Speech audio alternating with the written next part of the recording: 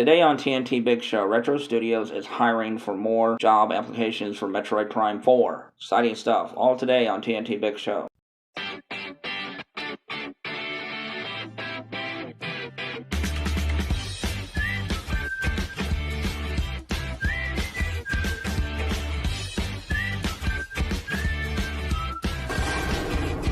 Hello, ladies and gentlemen. This is me, Michelle Lynn Tackett. And this is Shawn. Welcome to TNT Big Show. And if you like our content, please hit that subscribe button and ring that notification bell to keep up to date with all our latest videos. And if you want to help with that pesky algorithm, just watch the video. Please leave a thumbs up if you like it. Comment. Just don't bother nobody. Save it to a playlist or share it to social media with your family and friends. And one of my favorite activities to do daily is to go to Retro Studios website and see if they're hiring for new positions. And you can tell if it's for Metroid Prime 4 based if they have this announcement. Announced by Nintendo in January 2019, Retro Studios is currently in the midst of developing Metroid Prime 4 for the Nintendo Switch. Whenever you see that, that means that it's an application for Prime 4.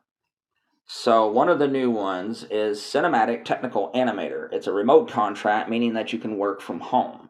So you don't have to be in Austin, Texas to work there. Cinematic Technical Animator, that means, folks, that they're very heavy into the production and that this is just basically polishing stuff up to make sure that it works properly.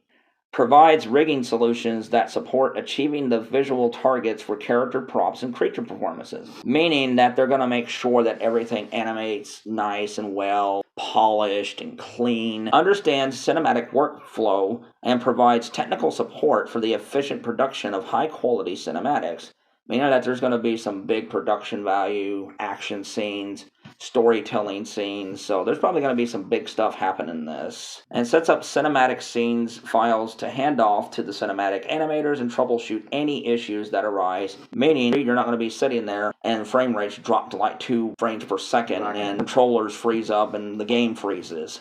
Summary of requirements. Proven technical skills in character rigging for 3D production. Experience with performance capture pipeline. That means there's a lot of performance capture in this game, meaning that you're going to see a lot of authentic animations from the human characters and the non-human characters, so that's exciting to hear. Employs object-oriented programming techniques. That is kind of just saying that there's going to be objects that you can lift, throw, and use to unlock doors, solve puzzles, and things like that. So that's going to be neat. The rest of it is just like you just got to know how to use Maya Motion Builder. Motion Builder is another interesting program, and that it's really advanced for animation and stuff, meaning that whether this is on the regular Switch or the next gen Switch, you're really going to be impressed by what this game can do. And if you believe the rumors, which, again, I'm not saying anything, but hopefully the person who did tell Xbox Era that they saw the game, they said it just absolutely will blow your mind. Well, when you read these applications and stuff, it sounds mind-blowing. It sounds like an advanced PC game, the way they're describing what the technical needs and stuff. Now, the other one is a technical designer. Listen to some of this. Collaborate with designers, engineers, and artists on technical aspects of gameplay features to bring them to life. Okay, well, that's for gameplay now. So that's basically like all the new stuff that they're going to put into the game that's going to be innovative and stuff. They're going to help put it in there and make sure that it works properly. Develop technical solutions for level designs, player packages, game object interactions. Now listen to that. Scripting infrastructure and encounters. Meaning that you're probably going to be able to blow things up. Probably things are going to come at you. You're going to have enemies and stuff that can throw stuff at you and stuff, and you can do it back to them, like in Zelda, Breath of the Wild, and Tears of the Kingdom. Probably going to be one of the most interactive first-person shooters and adventure games you've ever played. In other words, this is going to be an organic world, not a static one. With Hyrule, seemed like an organic world. Right, and as I have always said, just because Metroid Prime 4 is not going to be truly open world, that doesn't mean it won't be revolutionary. Yeah. That's exactly right. Now this one also piqued my interest. Use our property scripting tools as well as other industry standard tools to construct fun, playable prototypes. So I know this is for Metroid Prime 4. That may be talking about that other game that they have as well, a prototype. That definitely tells me there's some other stuff that they've got for this game.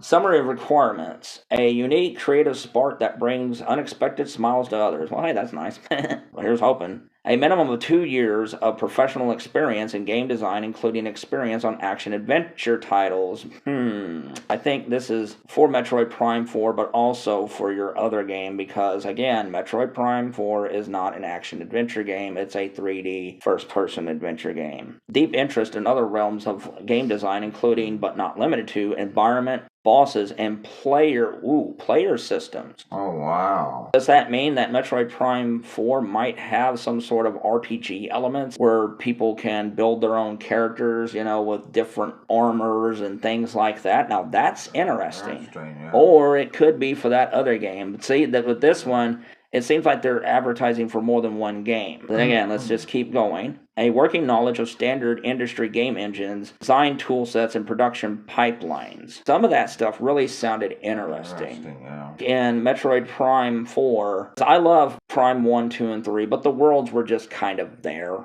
Yeah. And Samus was the main star still, and the exploration and stuff. With some of the stuff, it's like the world, the interaction within the world, and the story and the gameplay are really going to be innovative and organic. That it's not going to be a static world. Good. And that it's going to be more like Tears of the Kingdom. After what they did with Mario Wonder, Tears of the Kingdom, Yeah. Kirby and the Forgotten Land, Yeah. become more aggressive. They're getting on their IPs now. Oh yeah, the ambition is going up. Yeah, it's really going up with these Pikmin 4. Furukawa said that going forward, Nintendo was not just going to make the same old games. Yeah. And there's nothing wrong, folks, because Kirby and the Forgotten Land Deluxe was a Kirby game, but it was still a great Kirby game. That's not what they're talking about. They're meaning that they're also going to get more... Real quick, what my sister meant was Kirby and Return to Dreamland Deluxe. Yeah. That was my bad. Right. Big old duh on my part. That's all right. But Nintendo's getting more ambitious with their IPs. Yeah. That sure, you'll see some of the familiar, and nothing wrong with that. I don't have a problem with people having familiar and stuff. We're also going to see versions of these franchises that are going to be more ambitious. Yeah. So that's good. Like Mario Wonder does look more ambitious than your traditional Mario game, a lot more. A lot more. Kirby and the Forgotten Land, and look at the success. Luigi's Mansion 3. Tears of the Kingdom. Yeah, Tears of the Kingdom. I'm even going to say Pokemon Scarlet and Violet, especially the DLC. Yeah, especially the DLC, and we're putting up a video about how we think that can be fixed. It's nice to know that Retro is really swinging for the fences with this game. This is not just going to be another sequel. There's going to be something special about this one. And I think that's why Nintendo was so adamant about giving it to the right developer. Unfortunately, let's just say it. Bandai Namco Singapore, they weren't doing the job. So Nintendo gave it back to the company that made the first 3 games so incredible. And that's why you don't see anything from Bandai Namco hardly, because they're mad. Should have done a better job on it. Exactly. But some of this stuff really sounds cool. And even the cinematics sound ambitious and stuff. And I'm like, seriously, this really sounds like it's going to be a hoss of a game. This is me, Michelle Lynn Tackett. And this is Shawn. Have a good one. Thank you all for enjoying the video, and thanks to our Patreons for supporting us. You guys help make this video possible. And you can also join our Patreon if you want for as little as $1 a month. You can get things like Jack's Joke of the Week, which will be up later today. You can also join our Reddit, which is TNTEgames. And you can also join our Discord, which is TNTBigShow-3665. And that's not all. We have an Instagram, we have TikTok, and we have a WordPress blog. Thank you all for supporting us so much, and have a wonderful day.